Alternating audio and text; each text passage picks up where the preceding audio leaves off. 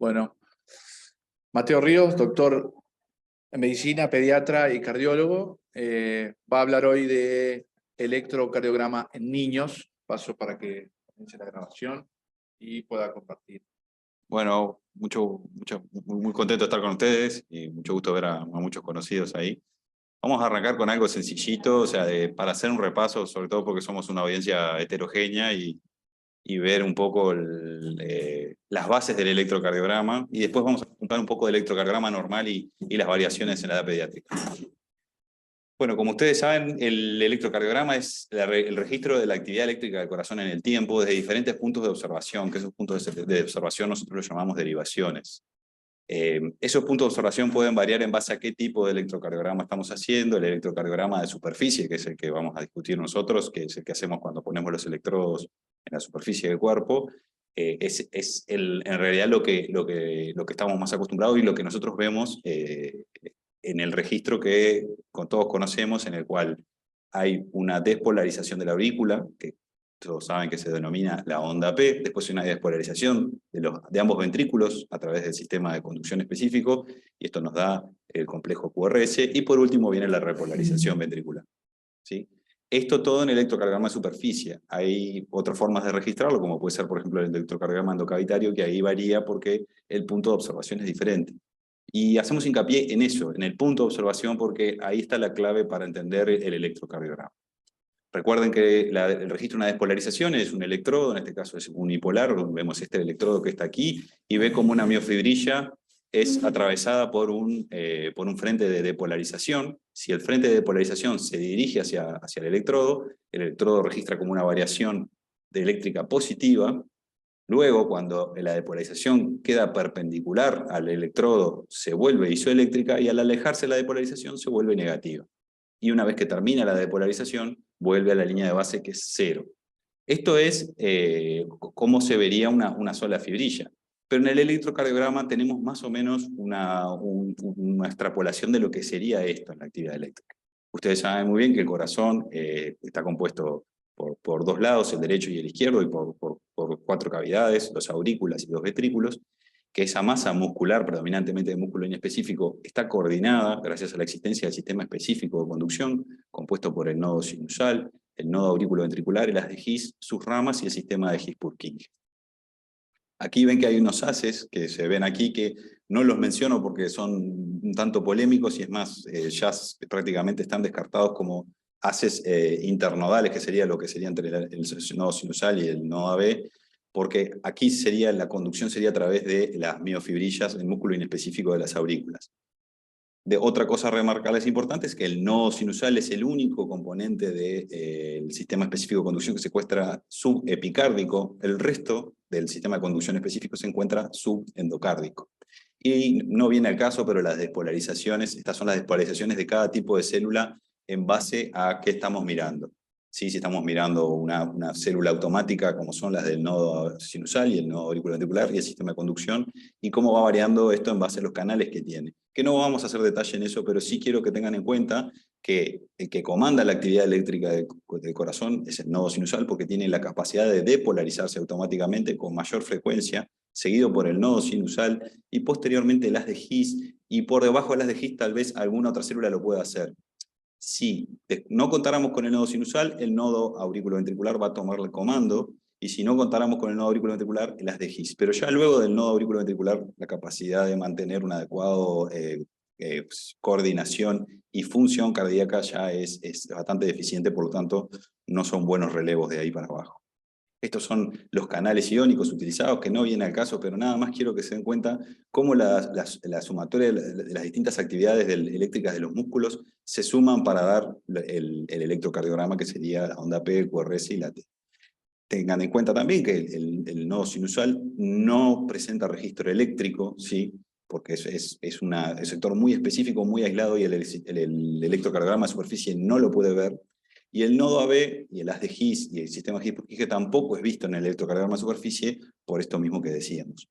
Con un electrocardiograma endocavitario podríamos tener alguna aproximación a esto, con algunas salvedades, pero que no vienen al caso.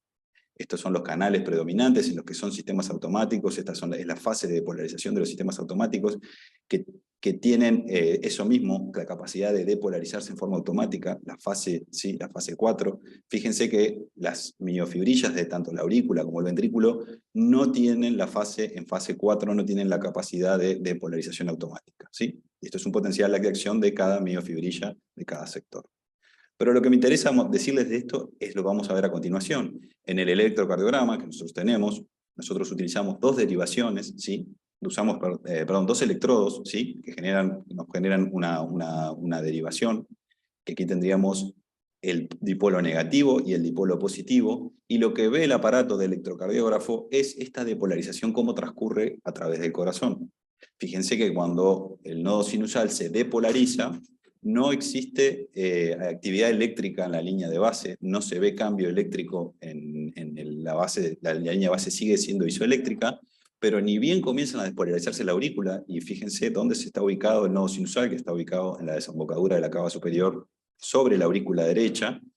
Aquí comienza la depolarización en la aurícula derecha y se transmite a través de las miofibrillas, que si bien hay miofibrillas que funcionan como haces de conducción, no hay sistema específico de conducción, es decir, se despolariza la aurícula derecha y a continuación la aurícula izquierda, pero esta depolarización genera la onda P.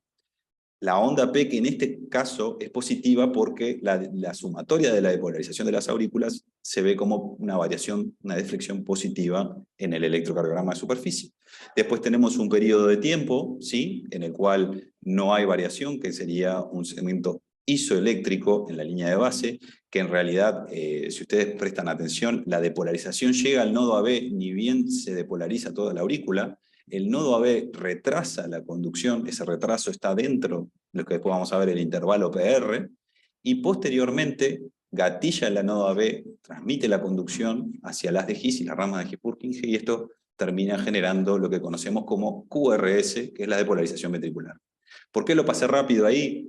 Para que vieran lo que es el QRS, pero en esta derivada, que la tenemos en este lugar, y eso es lo que yo quiero que ustedes presten mucha atención, es el sitio donde está ubicado el electrodo positivo de observación.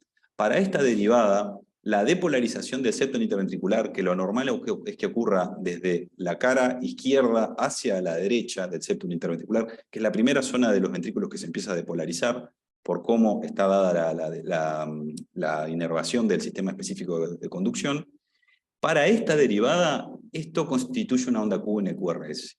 Es decir, ¿la onda Q quiere decir algo? La onda Q solamente quiere decir la primera deflexión negativa del complejo QRS.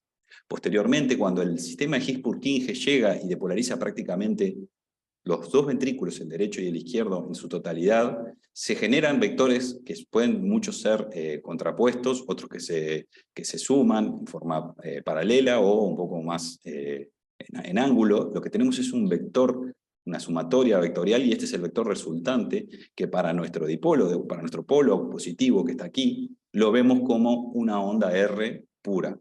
No quiere decir que no existan estas otras despolarizaciones, que sí existen, pero para nuestro electrodo lo que importa es la sumatoria de los vectores, y este es el vector resultante. Y al final, obviamente de vuelta, con el ejemplo de tener el electrodo positivo en este lugar, el sector final de depolarización, que está muy próximo a los anillos auriculoventriculares, que no lo dijimos, pero sabemos que ya lo manejan, estos sectores, a no ser el nodo AB, el resto de los anillos, tanto del tricúpide como mitral, no tienen conducción eléctrica en condiciones normales, y por tanto reciben lo último de depolarización, lo reciben próximo a esa zona por cómo está dispuesto. Y otra cosa que quiero que presten atención es que la depolarización ventricular comienza desde el subendocárdico y se dirige hacia el subepicárdico, porque en el subendocárdico se ubica el sistema de His-Purkinje.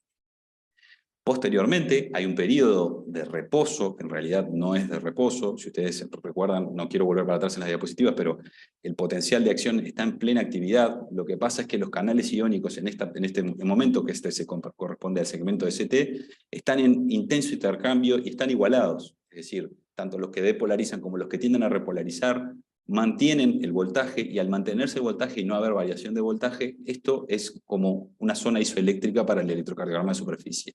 Pero los ventrículos se encuentran ambos depolarizados, y esto es importante tenerlo presente, ya que no es una zona de reposo, es una zona de intensa actividad a nivel de los canales iónicos.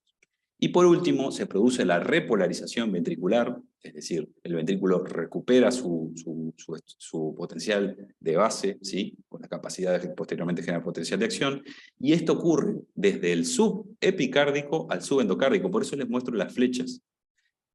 Ustedes dirán, ¿y por qué ocurre esto? La razón exacta no se conoce, pero se plantea que es como el subendocárdico está sometido a mayores estrés, tanto de presión como de formación, estas miofibrillas se estarían repolarizando por último con respecto a las miofibrillas que se encuentran en el subepicárdico.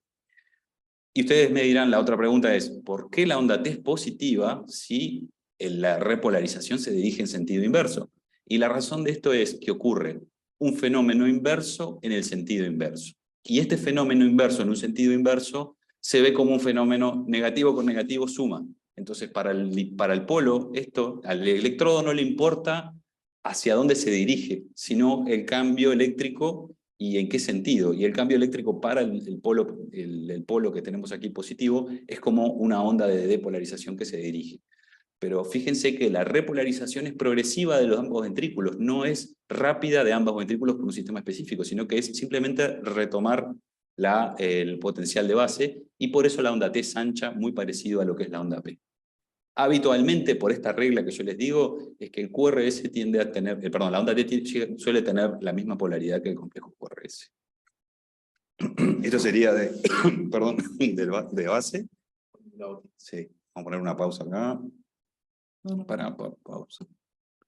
Bueno, y ahora vamos a ver un poco de electrocardiograma en la edad pediátrica, y debo reconocer acá que la doctora Carlevaro me ayudó con esta presentación, así que gracias, Lía. Y bueno, pasamos a hacer lo que sería electro en la edad pediátrica. Bueno, conceptos generales sí es lo que uno siempre tiene que manejar a la hora de tratar un tema, ideas de qué vamos a tratar y qué es lo relevante de lo que vamos a tratar. En pediatría, ustedes ya saben, en todo en la vida, ¿no? Pero en pediatría es marcado esto, que el cambio es la constante. Es decir, el niño cambia desde que nace, desde la etapa intrauterina a la etapa extrauterina, y luego desde que se desarrolla. Esos son cambios constantes al nivel físico, ¿sí? Que se evidencian en cambios de peso, pero también en la situación de lo que es la normalidad del funcionamiento tanto cardiovascular como pulmonar. Y esto hay que tenerlo en cuenta porque esto incide en muchos aspectos, y en el electrocardiograma es así. ¿Sí? Por tanto, en el electrocardiograma vamos a tener variaciones típicas que son del niño, porque el niño va transicionando desde la vida intrauterina a la vida extrauterina, y posteriormente desde la infancia hacia la adolescencia y la adultez. A su vez, el electrocardiograma es un espectro de normalidad. Así como tenemos en los niños, tenemos niños de una talla baja, pero normal, mediana, pero normal, y una talla alta, normal. En el electrocardiograma existen variaciones que son normales, que no aplican necesariamente a los conceptos habituales que tenemos del electro, pero tenemos que tenerlos presentes para no estar catalogando algo normal como anormal. En general, si les tengo que decir patologías en el electrocardiograma, para el electro detectar patologías es algo que le da alta especificidad al electro. Es decir, si el electro detecta un patrón que es específico de una patología, o elementos anormales, claramente anormales, que se desvían de lo que nosotros decíamos el espectro de la normalidad para una edad, ahí el electro ayuda y mucho. En muchos casos permite hacer el diagnóstico, como ocurre en las arritmias.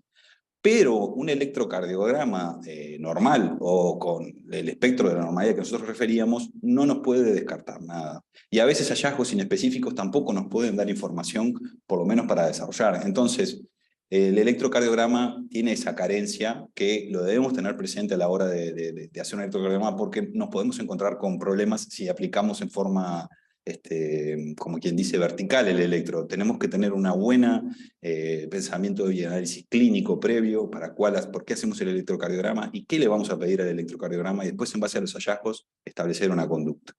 Y bueno, y es recomendable, como decíamos, en estas variaciones, tener siempre tablas de rangos de normalidad para la edad y sexo, especialmente cuando ocurre la adolescencia, porque ahí igual que en los primeros meses de vida, en la adolescencia ocurren cambios drásticos y en corto periodo de tiempo. Entonces, para la lectura, otra recomendación muy importante es seguir una sistemática, ¿sí? Aquí yo le puse una sistemática que yo me la inventé, que es RI, FE, OIS. RI es de ritmo, F de frecuencia, E de ejes, O de ondas, I de intervalos y S de segmentos. ¿Por qué ponemos esto? Porque ustedes ya lo saben, como todo elemento que vamos a ir a analizar de la paraclínica, debemos ser sistemáticos a la hora de analizarlo para no dejar pasar por alto ninguna parte. Entonces, sabemos muy bien que todo esto corresponde al electrocardiograma, esto es la onda P, esto es el complejo QRS, esto es la onda T, pero a su vez tenemos intervalos, el intervalo abarca desde que hay ondas hasta segmentos, que los segmentos son siempre isoeléctricos o deberían ser isoeléctricos. Sabemos que hay variaciones patológicas o en variaciones de la normalidad que no podría corresponder esto, pero el intervalo abarca una onda y un segmento, o un complejo, como el complejo QRS, como es el intervalo QT. Y los segmentos habitualmente son sitios que en el electrocardiograma de base suelen ser isoeléctricos. El ritmo normal, fisiológico que nosotros conocemos es el ritmo sinusal, es decir, el que sale del nodo sinusal como habíamos visto recién. Pero hay una variabilidad que es habitual. En los recién nacidos ustedes saben muy bien que la frecuencia cardíaca es más alta y a medida que van avanzando la edad, esta frecuencia cardíaca va bajando. Y a su vez, mismo en el mismo recién nacido que va con una frecuencia cardíaca bastante alta, hay variabilidad en el intervalo PP o en el intervalo RR, y pueden existir pausas, como ahí dice, que las pausas que no suelen ser mayores a 1.8 segundos. A su vez, está la variabilidad del ritmo, que ustedes muchos deben conocer, los pediatras, porque es algo muy frecuente en pediatría, que es lo que se conoce como la arritmia sinusal respiratoria, que es variación del ritmo cardíaco en base al ciclo respiratorio, muy acentuado en preescolares y escolares. Y después es normal también encontrar periodos de ritmo nodal, y las extrasístoles, tanto supraventriculares como ventriculares, son normales. O sea que estamos de acuerdo que el ritmo sinusal es el ritmo fisiológico, el ritmo que es normal, entre comillas, pero hay variaciones y las tenemos que tener presentes para no incurrir en errores a la hora de lectura y tomar decisiones en base a un paciente. Por ejemplo, esto, como muy bien dice el título, esto es una arritmia sinusal respiratoria, en donde vemos un ritmo que es irregular, periódicamente irregular, ¿sí? Que tiene un QRS fino, está precedido por una onda P, o sea que sabemos que por lo menos hay un comando auricular, y si miramos el eje de esa onda P, es el eje de la onda P sinusal, que es positiva en D2, positiva en D1, y negativa en ABR, que es esta que está aquí. ¿Por qué les digo ABR? Porque ABR es la derivada que ve en el lado posterior del corazón, ¿sí? Ahora, esto es la arritmia sinusal respiratoria que todos estamos habituados a ver. Les voy a mostrar ahora otro tipo de arritmia respiratoria. ¿Estamos de acuerdo que esto es una arritmia respiratoria? Y a algunos les generará la duda. ¿Por qué? Porque, si ustedes ven, si bien hay una variación periódica del ritmo, presten atención a este que es un D2 largo. Hay una variación periódica del ritmo. Esta variación periódica del ritmo presenta un periodo en el cual este ritmo no es sinusal, no sale del nodo sinusal, o por lo menos no podemos decir que es sinusal, ya que no cumple con los criterios que habíamos mencionado antes. Y esto se repite periódicamente con una variación respiratoria. Esto es una arritmia respiratoria, pero no es sinusal porque toma comando un ritmo auricular bajo. ¿Esto es anormal? No, esto no es anormal. Los ritmos auriculares bajos son habituales de ver en la edad pediátrica, y esto no debería ser considerado como anormal. Es entendible que si un colega pediatra ve a un paciente con estas características del electro, lo derive a un cardiólogo para que éste efectúe evaluación. Pero lo que no debemos hacer es alarmar a los padres de que pueda haber un problema. Simplemente tenemos que decirles, tenemos un hallazgo que puede corresponder a una variación de la normalidad, pero me gustaría que lo evaluara otro colega para tener la total seguridad. Las extrasístoles. Yo les dije que las extrasístoles son muy frecuentes. Las supraventriculares dominan en todas las edades. En los recién nacidos, 14% de los recién nacidos pueden tener, y hasta un 40% de los mayores de un año. Es decir, los Holter que se hacen los niños habitualmente, es muy frecuente que vean extrasistolías supraventriculares, y esto es absolutamente normal. E inclusive las extrasistolías ventriculares, que son de complejo ancho, también son normales, ¿sí? En la edad preescolar y escolar, y pueden llegar hasta un 30 o un 40% en adolescentes varones. Lo habitual es que sean 1 a 5 por hora, y se toma como aceptable hasta duplas. Duplas quiere decir 2 extrasístoles juntas. Pero ya con esto, con una dupla de extrasistolía, conviene la evaluación con cardiólogo. Habitualmente, si ven una extrasístole ventricular, lo van a terminar derivando al cardiólogo, pero de vuelta, aplica el mismo concepto que decíamos con el electro anterior. Vemos una extrasistolía ventricular, nos llama la atención, derivamos al cardiólogo pero manteniendo la calma y la información a los papás de que esto puede ser una variación de la normalidad. Y fíjense los deportistas pueden presentar diastásitoles ventriculares hasta en un 50%. O sea, estamos en una variación de la normalidad que muchas veces puede dejar atónito a más de uno. Y esto, lo que quería mostrar, es una clara extrasistolía supraventricular auricular. Ustedes dirán, epa, espera, ¿qué esto? Porque es un ritmo irregular, ¿no? Tenemos un ritmo que es regularmente irregular. Tenemos por momentos un periodo de regularidad que alterna con periodo de irregularidad. Y estos periodos llaman la atención porque por momentos tenemos como un adelanto de latidos, pero por momentos tenemos ausencia de latidos. ¿Sí? Entonces lo que tenemos que prestar atención es primero, ¿cómo es el QRS? El QRS es fino.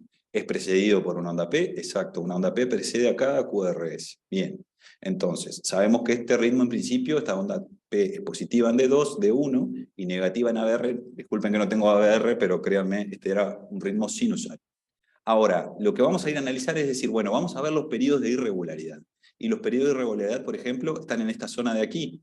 Si yo les tuviera que decir entre este latido y este latido, ¿cuál es el que podría causar la irregularidad? Y claramente parecería que hubiera un latido adelantado aquí. Es decir, hay una onda P, al final, comparen esta onda T con esta otra onda T. Habría una onda P sumada a la onda T en este sector. Y si ustedes lo miran, se repite en este sector. Y en esta derivada justo de 3, que es una derivada en la cual la onda T es isoeléctrica, es decir, es una onda chata, no vemos onda T, afortunadamente eso nos quedó la onda T así, podemos ver que esto, no vemos tampoco la onda P en este trazado, fíjense que aquí está la onda P y aquí no lo vemos, estas son derivadas en simultánea, y aquí vemos una onda P. O sea que esta onda P que vemos acá, que claramente estaba sumada al final de la onda T que veíamos en estas derivadas que están en simultáneo, esto es de 3, esta onda P no sería sinusal. Pero no solamente eso, sino que esta onda P es causa de esa irregularidad. Pero a tal punto es causa de la irregularidad que fíjense nuevamente la morfología de esta onda T con esta onda T. O esta onda T con esta onda T. Son claramente ondas T diferentes. Y si ustedes miran nuevamente esta derivada que nos ilumina, que es la de 3, vemos que hay una onda P sumergida en la onda T, que aquí, recuerdan, no veíamos la onda T. ¿Esto qué es? Otra extrasístole auricular. ¿Pero qué ocurrió? Agarró en un periodo tan precoz al nodo AB que no hubo conducción, por lo tanto no hubo QRS resultante. Y aquí nuevamente volvió a ocurrir lo mismo, fíjense. Entonces estos no son periodos de pausa, sino que son periodos en los cuales la extrasistolía es tan precoz que encuentra al nodo AB en periodo refractario, por tanto no se genera un QRS. ¿Ustedes tendrían que hacer todo este análisis tan detallado de esto, de esta arritmia? En principio, no. Lo que yo los convido es a analizar el electro, encontrar patrones, y esos patrones ver si coinciden, pero sobre todo hacer un registro del electrocardiograma. Porque este electrocardiograma me lo hizo llegar un colega que estaba con el paciente y que no entendía qué era lo que corría, y me lo envió, y este electro tiene toda la información para nosotros poder desglosarlo. Y era lo que les decía hoy. Si el electro muestra patrones específicos, nosotros podemos llegar a un diagnóstico específico, especialmente en arritmias, estamos hablando, ocurre esto. Pero si no tenemos patrón específico para identificar, no vamos a llegar a una conclusión exacta con el electro. Y este electro es más que sugestivo de eso. Y este electro, les pido disculpas la calidad, pero lo que vemos son duplas de QRS ancho, vemos que es un ritmo sinusal porque tiene onda P, QRS fino, y alterna con duplas de QRS ancho, que a duplas de extrasistolía ventricular, y así lo era, ¿sí? Este paciente puntualmente fue seguido por muchos años por sus duplas supraventriculares, sus duplas ventriculares, y resultaba tener una enfermedad, una miocardiopatía, por lo cual de ahí se originaba sus extrasistolías ventriculares. Pero les quería mostrar un electro de una extrasistolía ventricular para tenerlo presente. La frecuencia cardíaca ya lo habíamos hablado, y esto vean cómo les pongo rango de normal, entre comillas, porque como Seba lo hemos remarcado en múltiples oportunidades, y yo estoy de acuerdo, es muy difícil saber qué es normal, porque no contamos con estudios poblacionales lo suficientemente amplios como para que nos den la información, y entonces tenemos que establecer rangos de normalidad en base a estudios que no abarcan un N tan amplio, pero nos dan una idea, por lo menos en los rangos de normalidad. Pero, de vuelta, normalidad entre comillas, y ven cómo existe una variabilidad muy amplia en la frecuencia cardíaca. Pero más que estas variabilidades que yo les pongo aquí, quiero que se queden con este mensaje. Un indicador de salud es la variabilidad de la frecuencia cardíaca durante los estados de vigilia, sueño y actividad. Pacientes que tenemos monitorizados, en los cuales nosotros podemos ver estos cambios, se pueden graficar, o nosotros los podemos ver simplemente mirando el monitor del paciente, es un marcador de salud, ¿sí? De salud cardiovascular, y que es poco probable que este paciente tenga un problema, por lo menos en lo que sería inicialmente, diríamos, la frecuencia cardíaca es una frecuencia cardíaca normal. Porque si el paciente transita un recién nacido entre 160 en vigilia, sube en el llanto a 170, 180, pero en el sueño baja a 90, 100, esto es absolutamente normal y no deberíamos preocuparnos. Si tenemos dudas, siempre tenemos que realizar un electrocardiograma para confirmar nuestra sospecha de que no existe ninguna alteración. El eje eléctrico, como ustedes saben muy bien, el recién nacido nace con una hipertrofia del ventrículo derecho, el cual domina en la circulación intrauterina, y al pasar a la vía extrauterina, el ventrículo derecho rápidamente cambia su fisiología y pasa a ser de paredes más finas, y por tanto el eje cardíaco, que a un principio se ubicaba sobre el lado derecho, fíjense, este es el triángulo de Beethoven, y tenemos los grados. Al principio es habitual que un eje de un recién nacido se encuentre entre 120 y 150, y progresivamente este eje va rotando hacia el sector izquierdo, inferior izquierdo del triángulo, y fíjense que lo habitual está entre menos 30 y 90. Pero estos son los rangos de vuelta, de normalidad. Siempre debemos ir a las tablas y tener presente que un paciente que está muy próximo a un límite, un poquito más allá del límite de normalidad, puede corresponder a una variación de la normalidad, pero nosotros, de vuelta, como nos tenemos que basar en tablas y en esos límites de referencia, los podríamos estar catalogando como fuera de la normalidad. Este es el eje de un recién nacido que progresivamente va rotando hacia el eje inferior izquierdo, ¿sí? Que más o menos estaría entre 0 y 90, que serían los ángulos aquí. Bueno, los complejos, como ondas y complejos, habíamos hablado, la onda P, el complejo QRS y la onda T. La morfología de la onda P ya más o menos la vimos cuando estamos hablando el eje de la onda P, lo hablamos cuando hablamos del ritmo sinusal. Saber, lo más importante es que la onda P suele tener la misma morfología en la misma derivada, ¿sí? Es redondeada unimodal, la onda P sinusal es redondeada y unimodal, es decir, como una lomita, en D1, D2 y ABF, y suele ser bifásica en B1.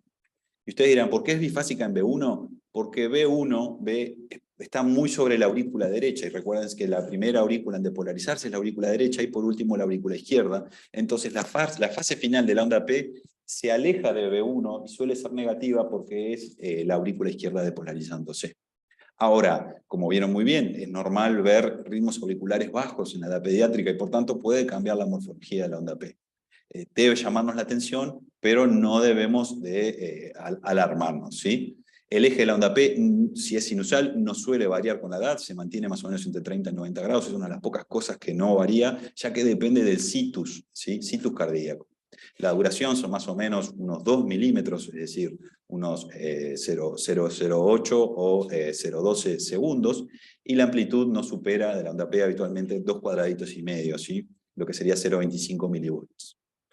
Del complejo QRS, ¿qué cosas destacar? Y bueno, la morfología de las ondas Q. ¿Por qué le digo la morfología de las ondas Q? Porque las ondas Q son muy frecuentes, y en pediatría son extremadamente frecuentes, y ahora me doy cuenta que uso muy frecuente muchas veces en esta clase, o sea que frecuentemente, uso frecuente. Pero es habitual ver ondas Q en la edad pediátrica, ¿sí? Usualmente se ven en cara inferior, en D2, D3, ABF, y en cara lateral izquierda. Esto está muy vinculado al patrón respiratorio, por eso si tenemos un lactante con distrés respiratorio puede ser que estas ondas Q sean aún más acentuadas. ¿Y qué nos debería preocupar de una onda Q? Bueno, lo primero que les voy a decir es, si tenemos un QRS ensanchado de base, por ejemplo, en un niño que tiene una cardiopatía, que fue operado y quedó con un QRS ensanchado, las ondas Q no tienen relevancia, o sea, no es que no tengan relevancia, no tienen especificidad suficiente como para determinar un patrón específico. Hay que evaluar profundamente y hacer un análisis, pero de vuelta, si el QRS está ensanchado, es decir, si la depolarización ocurre en algún sector del miocardio en forma anormal, no debemos tener en cuenta estas características de las ondas Q patológicas. ¿Cuáles son? Lo principal es que el ancho de la onda Q no sea mayor a un cuadradito, es decir, a 1 milímetro, que se corresponden a 0,04 segundos, y que no tenga más de profundidad del 25% del QRS, ¿sí? Unos 4 milímetros más o menos para tener de referencia, que serían 0,4 milivolts. Y especialmente tener poca tolerancia en el análisis a la onda Q en derivadas como de 1 a BL y B5, B6, cuando tienen estas características que nosotros decíamos, ¿sí? Que sean de mayor de un cuadrado de ancho y más del 25% de profundidad. Y otro lugar donde nosotros no debemos ver ondas Q y si están presentes nos deben llamar la atención es en B1. ¿Y por qué B1? Si recuerdan, yo les había mostrado que el septum interventricular se empieza a despolarizar desde el lado izquierdo hacia el lado derecho. Entonces B1 es una derivada que ve la depolarización septal como una onda R hacia él. Entonces el QRS en B1 habitualmente comienza con una onda R. Que empiece con una onda Q debería llamar la atención. La duración, bueno, eso ya lo saben, al igual que todo en el electro del niño, va cambiando con la edad, es más estrecho a edades más pequeñas y se va haciendo progresivamente más ancho hasta llegar a la edad adulta, lo que serían 3 milímetros o 0,12 segundos. Y la amplitud de las ondas R, al igual de lo que veíamos en el eje del ventrículo derecho cuando empieza a dejar su dominancia y pasa a estar la dominancia del ventrículo izquierdo y el eje cardíaco se empieza a desviar, ocurre algo muy similar en las precordiales. En las precordiales, que lo que ven es la depolarización de los ventrículos en el eje horizontal de las precordiales, lo que vemos es que progresivamente, a medida que pasa la edad, las ondas R empiezan a ser más dominantes, ¿sí? Del lado izquierdo que del lado derecho. Es decir, si tenemos un recién nacido tiene ondas R más que ondas S en las derivadas B1 y B2, por ejemplo. Y B5 y B6 dominan más las ondas S que las ondas R. ¿Por qué? Porque por la dominancia del ventrículo derecho. Pero a medida que esto va paulatinamente modificándose, yo les diría alrededor de los 6 meses, ya empiezan a estar la dominancia de las derivaciones izquierdas, es decir, en B5 y B6 es más frecuente ver ondas R de mayor amplitud que ondas S, y lo inverso ocurre en B1 B2. Esto puede ser un poco de trabalengua, pero si ustedes lo razonan, se pueden dar cuenta que el patrón, este es el patrón normal, entonces no debería llamarnos la atención. No, que, por ejemplo, no nos debería llamar la atención que veamos ondas R predominantes en B1 y B2 en un recién nacido, pero sí nos debería llamar la atención si lo vemos en un preescolar, escolar o un adolescente, más que ni que hablar que ahí tendría que llamar la atención. Eso puede ser un elemento de hipertrofia o de sobrecarga de cavidades derechas. Y bueno, esta variación de la onda R lo que se suele llamar es la progresión RS. Y aquí está lo que yo le decía que era el trabalengua. Las ondas R aumentan y las ondas S disminuyen con la edad de B1 a B6. Esta es la frase de la progresión RS. Y aquí les quería mostrar un complejo QRS en donde tenemos un bloqueo incompleto de rama derecha, el famoso BIRD, ¿sí? Que es la sigla para bloqueo incompleto de rama derecha, en donde vemos, ¿sí? Una onda R en B1, S, R'. Esto simula el patrón de bloqueo de rama derecha, pero como el QRS no está ensanchado para la edad de este paciente, que es un adolescente, como no alcanza ese ancho a los más de 3 cuadraditos de ancho, sabemos que es un bloqueo incompleto de rama derecha, y a su vez, si ven, tiene un poquito un supradesnivel del ST en B2 y B3.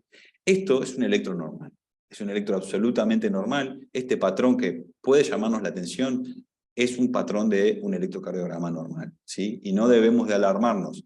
En todo caso, ante la duda, debemos derivarlo al cardiólogo, ¿sí? Pero no contar como este patrón de QRS como un patrón anormal.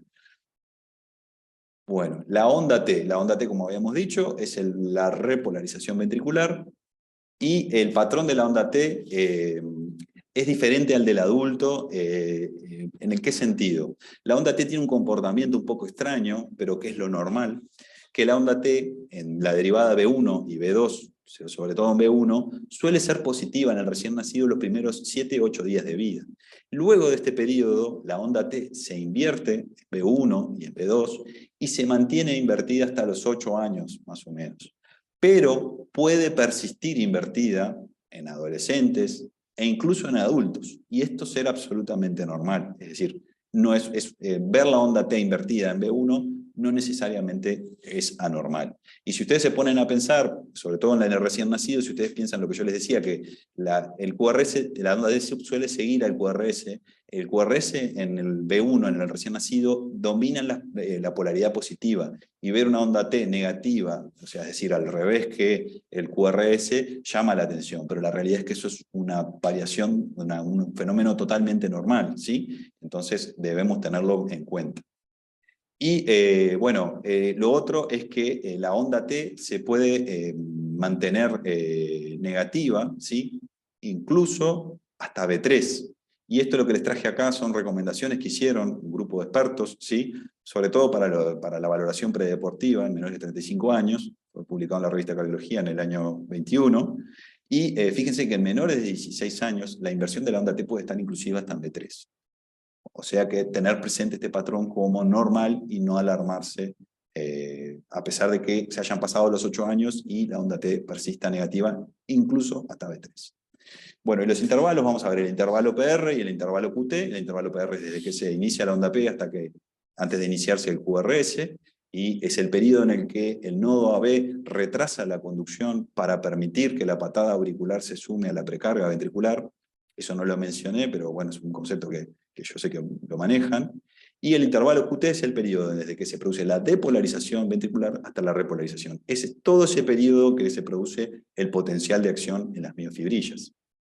El intervalo PR, al igual que todo lo demás que decíamos, frecuencia cardíaca, todo, QRS, todo, va variando con la edad. Suele ser más corto en más chiquitos, y a medida que van creciendo se va haciendo más ancho. No les voy a decir los números específicos porque no viene al caso, están las tablas para eso. Hay alteraciones patológicas, ¿sí?, que dan un PR corto, como el síndrome de Wall-Parkinson-White, en donde existe lo que se llama preexcitación, es decir, existe un acortamiento del PR, pero por la existencia de una onda delta. O puede haber un PR largo como en un bloqueo AB. Ahora, hay variaciones en lo que ya habíamos visto en la morfología de la onda P y el intervalo PR, que esto puede ocurrir hasta en un 20 a 30% de los casos. Cuando existe un ritmo auricular bajo, el PR puede ser más corto y eso llama la atención, pero es una variante de la normalidad. Y a su vez, los PRs pueden ser inclusive en deportistas mayores a 200 milisegundos, que no sé si lo recuerdan, pero estamos hablando en adolescentes, ¿no? En adultos, el límite normal para un PR está en 200 milisegundos, pero los adolescentes y particularmente los deportistas pueden llegar a un PR aún mayor, que pueden ser hasta 400 milisegundos, es decir, 0,20 y 0,40. Y bueno, hasta en un 10% de los niños, y en deportistas hasta un 20%, puede ocurrir el fenómeno de Benkevac, que es un bloqueo AB de segundo grado tipo Movitz 1, que es aquel en el cual se va alargando el PR progresivamente hasta que una onda P se bloquea. Y esto es absolutamente normal. Les pongo aquí, de lo mismo que les hacía referencia hoy, que estas variaciones son normales, y particularmente si estamos viendo adolescentes deportistas, entonces ténganlo en cuenta a la hora de evaluar un electrocardiograma. El intervalo QT, como ustedes ya saben, el intervalo QT va desde que se despolariza el QRS hasta la repolarización, y es dependiente de la frecuencia cardíaca. Por tanto, hay que hacer una corrección en base a la frecuencia cardíaca. Y la fórmula más utilizada para realizar esta corrección, hacer el QT corregido, es la fórmula de Brasset, ¿sí? En lo que se hace es dividir el QT que ustedes miden por la raíz cuadrada del RR previo al intervalo QT que ustedes midieron. Una regla grande, como para tener nociones, que el QT no debe terminar, es decir, la onda T no debe terminar después de lo que sería la mitad entre una R y la otra, ¿sí? Es decir, el 50% de la distancia RR. Si el QT termina después de eso, hay que ir a medir con mucho énfasis el QT, porque puede haber un QT largo. Tener como referencia que el QT es normal hasta 460, y tener presente que hay variaciones del sexo, por tanto tener esas variaciones y las tablas para ver las variaciones en base a la edad. Un QT mayor a 500 milisegundos es un QT patológico. Ahora, los QT que se encuentran por debajo de 500 pueden no serlo, como pueden serlo. E incluso hay pacientes con QT largo que tienen QT normal en algunos registros de electrocardiograma. Entonces, antes de hacer un diagnóstico y decirle, tiene un QT largo, uno debe de tomarse el tiempo de medirlo bien, pensarlo bien, fijarse en las tablas, e incluso conversarlo con algún colega. El segmento ST, como yo les había dicho, suele ser al final del QRS, suele ser, no, es al final del QRS, suele ser isoeléctrico. Pero hay variaciones de esto, es decir, depresiones del ST hasta medio milímetro es normal, y una elevación hasta 1 milímetro es normal. Es más, en las precordiales puede llegar hasta 2 milímetros, y eso es ser normal. Y hay variaciones de la normalidad, y normal, seguimos diciendo normalmente, que pueden incluso superar esto, y de vuelta, siguen siendo matices, o lo debo decir, espectro de la normalidad. Y esto hay que tenerlo presente para no incurrir en errores a la hora de interpretar. En este electrocardiograma, que es de un adolescente, no era deportista, pero fíjense cómo tenemos, ¿sí?, un punto J y un segmento ST que está elevado en B2, en B3, en B4, parecería un poquito en B5 y en B6 ya no se ve, y en B1, ¿sí?, y en ABL parecería también verse. Este es un patrón no tan habitual como el que se ve en el de repolarización precoz, que suele abarcar muchas de las precordiales y la cara inferior. Pero esto también es una repolarización precoz y no tienen elementos de anormalidad, ¿sí? Llama la atención, podemos constatarlo, y de vuelta, como les decía, esto es decir, bueno, esto puede corresponder a una variación de la normalidad, lo vemos con el especialista. Y aquí les dejo la tabla, que en realidad les invito a que revisen la guía que les hacía referencia, para ver los signos que son signos de alarma, signos que realmente deben de llamar la atención y preocupar como elemento anormal. Lo que yo les decía, los elementos específicos que puede arrojar el electrocardiograma. Y son estas que no voy a detallar cada una de ellas, porque es quitarle tiempo y aparte relevancia a lo que estamos conversando, que es tener presente el electrocardiograma y las variaciones de la normalidad. Y creo que con esto terminamos. Paro la presentación, sí. Bien, ahora vamos a abrir un poquito para preguntas, capaz, para Mateo. Tiene algo importante que lo hemos visto en la clínica, cotidianamente uno se ve, y creo que es la derivación muy frecuente, son los intervalos. La confusión frecuente, como para recalcar eso del tema de los supradeniveles, del ST, ¿no? Sobre todo los médicos que vienen de adultos o colegas que reciben niños grandes, adolescentes. ¿Cuál sería la alarma, digamos, frente a un supradenivel del ST en un adolescente? Sobre todo, además, adolescentes que muchas veces son deportistas, que están expuestos ahora a que se hagan electrocardiogramas de control. ¿Cuáles serían los elementos de alarma que nos tienen que hacer, o nos tienen que poner sobre la pista, digamos? Está justo Lía Carlevaro, que también es cardióloga uruguaya. Lía, estás caminando por ahí, pero escuchaste la pregunta, para conversarlo un poco, que los colegas escuchen. En realidad sí, escuché la pregunta, escuché la presentación, estoy acostumbrada a escuchar las presentaciones de Mateo, la verdad son brillantes. Es tremenda la claridad con la que explica, creo que cualquiera de los pediatras la tiene que haber aprovechado. Con respecto a eso que manejaste, yo quería hacer dos comentarios. Primero, sobre eso del ST.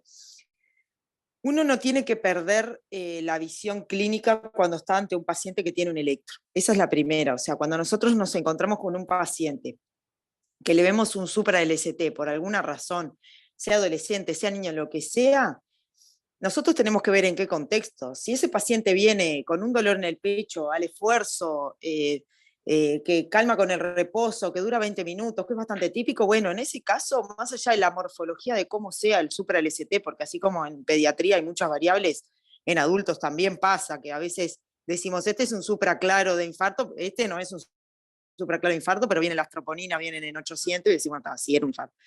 Entonces creo que lo más importante es siempre acompañar el electro con la clínica. Mateo justo hoy planteó todo lo que serían las variables de la normalidad. Entonces nosotros en esos casos nos vamos a encontrar con pacientes que están relativamente sanos. El otro comentario que yo quería hacer era que lo que siempre tenemos que tener en cuenta es que el electrocardiograma es muy batidor, para no utilizar otros términos. Y es que en realidad, cuando un electrocardiograma está feo, que nosotros vemos que el QRS es bien aberrante, que es muy mellado, que es bien ancho, o que la repolarización está afectada globalmente, nosotros ahí nos vamos a dar cuenta que estamos ante un niño que el electro no es normal. Eso es lo primero para mí que nos tiene que llamar la atención. Y bueno, cuando un niño está mal a nivel cardíaco, el electro es un fiel reflejo del estado de ese niño. Nosotros podemos tener pacientes que tengan cardiopatías congénitas complejas, yo atiendo pacientes adultos con cardiopatías congénitas complejas, y una de las primeras cosas que vamos a mirar es el electro, porque el electro nos va a decir, este paciente, más allá de lo que tenga, está bien.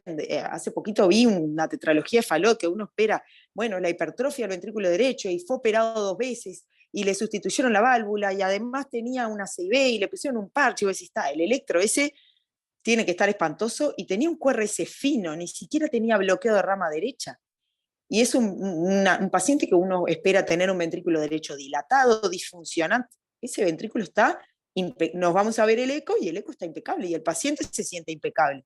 Entonces, para mí es muy importante acompañar el electro, no mirarlo de forma aislada, como a veces puede pasar, uno mira el electro, se asusta, porque dice, acá yo veo cosas que no estoy acostumbrado, voy a llamar ya a alguien, esto puede ser para hemodinamia urgente, y en realidad tenemos que acompañarlo de la clínica que presente el paciente en ese momento. Y tal, eso es lo último que les digo, porque entro a una policlínica y no, ya tengo pacientes afuera. Bueno, gracias por conectar. Les mando un saludo. No sé, Mateo, si querías agregar algo al tema de... Sí, en realidad es tal cual, o sea, es lo mismo que si hacemos una placa y no ponemos el dato clínico para que dé la placa, o mismo nosotros no sabemos por qué hacemos la placa. Si no tenemos esas herramientas que son de la adquisición del estudio, y después para la posterior, para la valoración, para secar el estudio, para sacar información, si no tenemos esos datos, si la clínica no coincide, yo me preguntaría si realmente no estamos cometiendo un error. Lo más importante, cuando un electro nos da hallazgos que a nosotros nos llama la atención, primera pregunta que nos tenemos que hacer es si hicimos bien el electro, porque a un momento de la adquisición del electro podemos cometer errores, podemos cambiar derivaciones, podemos poner mal B1 y ponerla más arriba, y eso que creo que lo quise esbozar, no sé si se entendió, pero es un punto de observación, y si ese punto de observación nosotros lo modificamos, estamos modificando la forma en que vamos a interpretar ese electro. Entonces, mucho cuidado a la hora de interpretar un electro en el cual nosotros no fuimos partícipes en la decisión de hacerlo, no participamos en la adquisición, y ahí está la dificultad. Entonces, el participar de todo ese proceso es muy rico. Puede ser que les falte las herramientas para desglosarlo en forma completa, pero estoy seguro que el hábito de hacerlo, y hacerlo con criterio clínico, les va a dar mucho valor y experiencia para Es que es difícil hacer un electrocardiograma dilatante. Cuanto más chiquito, más difícil. A tal punto es que a veces cuando yo estoy en la consulta y sé que son chiquititos, hago quien dice desprolijidades, que les digo, no le hagas precordiales, hacele solo miembros, y la interferencia del cuerpo de la madre puede afectar el registro, pero le digo que la mamá le prenda la teta y que le haces el electro en esas condiciones que no son las idóneas. Pero de vuelta, si vos tratás de hacer de la mejor manera, y a veces no son las ideales, tenés que adaptarte sabiendo que existe en condiciones no óptimas, subóptimas. No sé si hay algún colega que quiera hacer alguna pregunta a Mateo, de pacientes que hayan vivido, o dudas generales de la interpretación del electro en niños. Una pregunta nomás sobre la última diapo. Esa Sí. con los elementos de riesgo que siempre deberíamos buscar, ¿dónde la podemos buscar esa tabla? ¿Dónde está? Es el trabajo que yo les mostré de las recomendaciones de expertos para la valoración predeportiva en menores de 35 años. Está en la revista de cardiología, uruguaya de cardiología. Dale. Y también me tomé el tiempo de darme el tiempo para que ustedes, si después ven el video en YouTube, lo puedan pausar y revisarlo si lo quieren revisar, porque vale la pena mirarlo. Pero... Algo importante, además, es que en Uruguay seguramente se empiecen a implementar en algunos lugares, el club deportivo, etcétera, como el electrocardiograma como de screening en algunos niños deportistas. Está muy discutido en el mundo eso, no se sabe si eso beneficia poblacionalmente a los adolescentes, hay toda una discusión aparte, pero sí es importante que si se llega a implementar, como ya se está implementando, que los pediatras se entrenen en la lectura de un electrocardiograma normal para pesquisar las alteraciones que ameritar una consulta para un especialista cardiólogo. Digo porque en general me parece que es, como decía Mateo hoy, lo primero que tenemos que aprender es hacer un diagnóstico del niño sano y de electrocardiograma normal. cual en pediatría es muy difícil y hay que hacer ciertas disquisiciones. Y ahí estuvo muy buena todo lo que es edad por edad y cómo varía también la interpretación del electro según la edad. No, y hay una cosa que también quería decir, porque hace tiempo que yo vengo dando clases de electro y he tomado contacto con un montón de gente y me mandan electros, vi que también hay un montón de conocidos. Siempre me mandan electros y quien me quiera mandar, por favor, que me mande electros. Y a mí me encanta el electro. Lo que he visto con el pasar del tiempo es que ha mejorado mucho la calidad del primer análisis que hacen. Antes era muy difícil porque ya ver el trazado los ponía nerviosos, porque nosotros en la especialidad era un debe que teníamos que no nos exponían mucho al electrocardiograma. Y la verdad es que lo que yo he visto es que con el paso de los años ha mejorado el nivel ostensiblemente, al punto de que prácticamente el diagnóstico lo tienen hechos ellos antes de enviarme a mí el electro, y eso creo que vale la pena resaltarlo. Bueno, voy a cortar la grabación, creo que quedaron idea general, la charla como siempre excelente, Mateo, y bueno, va a quedar para los colegas que no pudieron participar en YouTube, después comparto el link.